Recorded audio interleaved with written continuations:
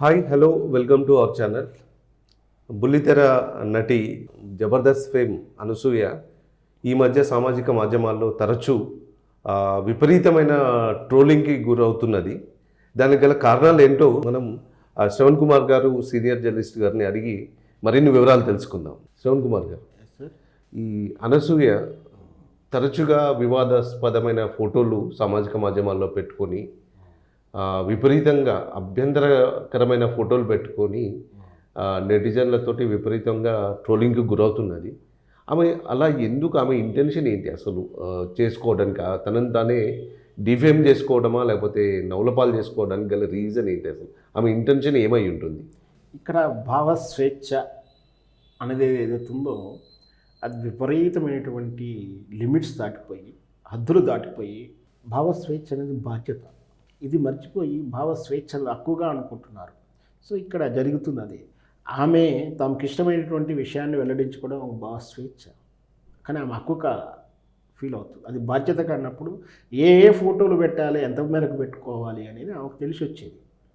అలాగే ఇక్కడ ట్రోలర్స్ కూడా ఆమె వ్యక్తిగత విషయాలు కదా పెట్టేసుకుని మనకేంటి అనుకోకుండా పెట్టగానే దాని తగ్గినటువంటి ట్రోలింగ్స్, అసభ్యంగా ట్రోల్ చేయడము, కామెంట్ చేయడం చూస్తున్నాం. ఏంటి అంటే ఆమె ఈ మధ్యకాలంలో తరచూ ఆమె వ్యక్తిగత విషయమే తన హస్బెండ్ తోటే అతనితో సన్నిహితంగా ఉన్నాయో వీడియోలు కూడా పెట్టడం, అవి కూడా ఆమెను మేము తప్పు పట్టలేము. ఇంకా పైగా ఏంటంటే స్వేచ్ఛ కూడా ఉంది. ఆమె ఎలాంటి దుస్తులు వేసుకున్నా ఆమె కుటుంబీకులకు ఆమెకు అభ్యంతరం లేదు, వేరే వాళ్ళ అభ్యంతరం పెడతాం కూడా అవకాశం లేదు. కానీ ఒక సెలబ్రిటీ అన్నప్పుడు నిన్ను అందరూ చూస్తూ ఉంటారు, నీ విషయాలు అన్నీ తెలుసుకోవాలని ఇంట్రెస్ట్ ఉంటుంది. దాంతో నువ్వు చెప్పకుండా ఎక్కడ తిరిగినా కూడా నీ మీద ఫోకస్ అవుతూ, కవరేజ్ అవుతూ, నేను కవర్ చేస్తూ ఆర్టికల్స్ రాసుకుంటారు మీడియా వాళ్ళు. కానీ అదే నీవే నీ ఫోటోలని, నీ విధానాన్ని పెట్టుకున్నప్పుడు ఖచ్చితంగా అది చర్చకు దారి చేస్తుంటుంది. మరి ఎందుకు తను పెట్టుకుంటుంది? ఆమె ఒక స్ట్రాటజీకి, అంటే నన్ను ఎవరు మర్చిపోవద్దు, పబ్లిసిటీలో ఉండాలని అనుకుంటుందా అంటే ఆమె చెప్పాలి సమాధానం. ఏదైనా సరే తను దిగినటువంటి ఫోటోల విధానం కొంచెం అభ్యంతరకరంగానే ఉంటాయి అంటే కొంచెం అభ్యంతరకరంగానే ఉంటాయి వాస్తవానికి.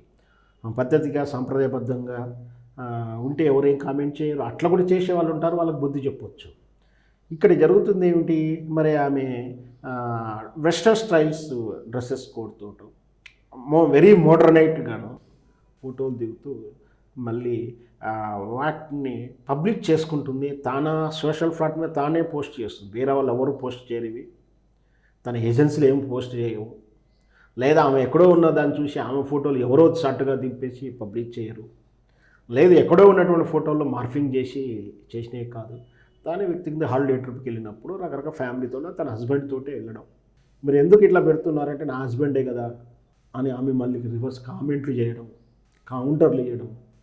మీ హస్బెండ్ అయితే ప్రతి చర్య పెట్టేస్తావా, నువ్వు ఇలాగే గుట్టిగా చేసుకోవాల్సింది బహిరంగతంగా ఎందుకు చేస్తున్నావు అంటూ రకరకాల ట్రోల్ చేస్తున్నారు. అంటే ఇక్కడ ఏంటంటే ఇంత గతంలో కూడా మనం సార్ చెప్పుకున్నాం, మనమంతా మనం ఆరబోసేసుకొని వాడు తొక్కాడు వీడు తొక్కాడేనో, వాడు ఎరుకుపోయాడు వీడు ఎరుకుపోతున్నాడు అని కదా. మనం పారబోసుకునేటప్పుడే జాగ్రత్తగా ఉంటే ఈ ప్రశ్నలు వచ్చే సమాధానాలు, ఈ ప్రశ్నలు రావు కదా, వీటికి సమాధానాలు కూడా ఉండవు కదా, అవకాశం కూడా ఉండదు. కానీ తనకు తానుగానే పబ్లిక్ చేసుకొని తనకు తానుగానే విమర్శలకు గురయ్యి మళ్ళీ రివర్స్ కౌంటరు, మీ తీట తీస్తా అని చెప్పడం అంటే నిజంగా దుద్దుడుకు స్వభావం అనే చెప్పాలి. ఎందుకంటే పబ్లిసిటీ రకరకాలకు వస్తుండొచ్చు.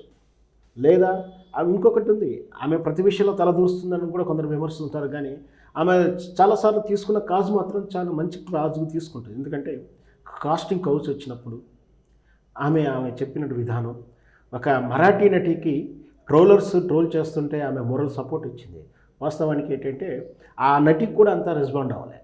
మరాఠీ నటి ఒక టీవీ ఆర్టిస్ట్ అనుకుంటా, ఆమె ఇంట్లో యాదృచ్ఛికంగా ఒక వీడియో పెట్టేసింది.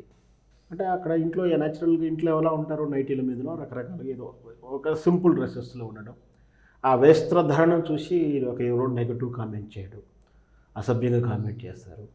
ఆమె లైట్ తీసుకుంది, చిన్నవేదో వదకు చెప్పేసింది, ఆమె అయిపోయింది. కానీ దాన్ని ఇట్లా ట్రోల్ చేయడం అని ప్రశ్న ఇచ్చింది. వాస్తవానికి ఆమెకు మోరల్ సపోర్ట్ ఇచ్చింది. ఇట్లాంటి విషయంలో తను ముందుకు వచ్చేసి దాన్ని మరి ఆ కాజుకు సపోర్ట్ ఇస్తుందని చెప్పుకోవాలా, ఆమె పబ్లిసిటీ కోసం ముందుకు వస్తుందో చెప్పుకోవాలా అంటే, ఒకవేళ పబ్లిసిటీకి వచ్చి చెప్పినా కూడా ఆమె ఒక కాజు తీసుకుని వస్తున్నప్పుడు ఆమెను అవమానించాలి, ఒక మోరల్ సపోర్ట్ ఇవ్వాలి. అని చెప్పేసి నేను చాలాసార్లు చర్చల్లో చెప్పిన సంఘటనలు కూడా ఉన్నాయి.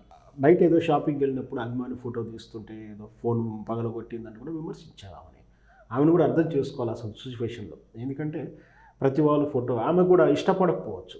ఎందుకంటే ఆర్టిస్టులు సహజంగా ఏంటంటే మేకప్ లేకుండాను ఒక రియల్ గెటప్ తోటి ఉండడం ఇష్టపడరు. అంటే కొంత ఆర్టిస్టులకు విగ్గులు ఉంటాయి, లేదా హిడెన్ ఫేసెస్ పెట్టుకో, అంటే ఆర్టిస్ట్గా ప్రజల్లో ఏవేదో ఫిగర్ గుర్తుంటుందో ఆ ఫిగరే ఉండాలి. ముఖ్యంగా శోభన్ బాబు లాంటి కూడా చెప్తుంటారు, మనం ఏజ్ అయిపోయిన శోభన్ బాబు వరకు తెలవకూడదు, ఏజ్డ్ శోభన్ బాబు, హీరో శోభన్ బాబు అందగాడికి గుర్తుండాలి అని హిడెన్కుంటానికి ప్రయత్నం చేసి, అలాగే ఆర్టిస్టులు కూడా న్యాచురల్గా ఉన్నప్పుడు ఫోటోలు ఇవ్వడానికి ఇష్టపడకపోవచ్చు. సరే వాడు ఏదో ఆ బాబు ఏదో బలవంతంగా తీస్తుండే ప్రయత్నం చేసినప్పుడు ఈమె ఏదో రిఫ్యూజ్ చేసి ఉండొచ్చు, అట్లా అర్థం చేసుకోవాలి. అది కూడా చాలా ట్రోల్ చేశారు ఆమెని, అహంకారం అని రకరకాలు చేసి. అంటే నేను ఆ చర్యల ప్రకారం ఆమెను సపోర్ట్ చేయొచ్చు, ఇట్లా ఫోటోల ద్వారా ఆమె విమర్శించే వారికి మాత్రం తప్పిదం అనుసూరితే తప్పని చెప్పాలి. 100% అనేది తప్పని చెప్పాలి. మరి ఆమె పబ్లిసిటీ ఆశిస్తుందా, ఏం ఆశిస్తుంది? మరి ఒకవేళ కొందరు ఏం చేస్తారంటే తమను ప్రమోట్ చేసుకోవడానికి, నేను ఆర్టిస్ట్ని, నేను ఇన్ని రకాల క్యారెక్టర్లు అయినా చేస్తాను, హీరోయిన్గా అయినా చేస్తాను, ఈ టైప్ క్యారెక్టర్లు అయినా చేస్తానికి ఇష్టపడతాను అని ప్రమోట్ చేసుకునేలో భాగం కూడా ఉండవచ్చేమో. అది ఏమైనా ప్రాబబిలిటీసే కానీ రియాలిటీ కాదు, మన ఊహగా మాత్రమే. అసలు ఏదైనా ఇంటెన్షన్ ఉన్నా కూడా అవి పబ్లిష్ చేసుకున్న తర్వాత కామెంట్స్ వస్తే తట్టుకోలేకపోవడం, మానసిక బలహీనంగా ఉండడం మాత్రం కొంచెం బాధపడాల్సిన విషయం. విమర్శలు వచ్చినా స్పోర్టివ్గా తీసుకోవాలి, అంతేగాని విమర్శ చేస్తున్నారు చెప్పి వాళ్ళ మీద ఇష్టం వచ్చి రక్కేస్తాను, తాట తీస్తాను అనడం కూడా ఒక సైకాలజికల్ డిజార్డర్గా చెప్పొచ్చు. ధన్యవాదాలు శ్రవణ్ కుమార్ గారు. Thank you.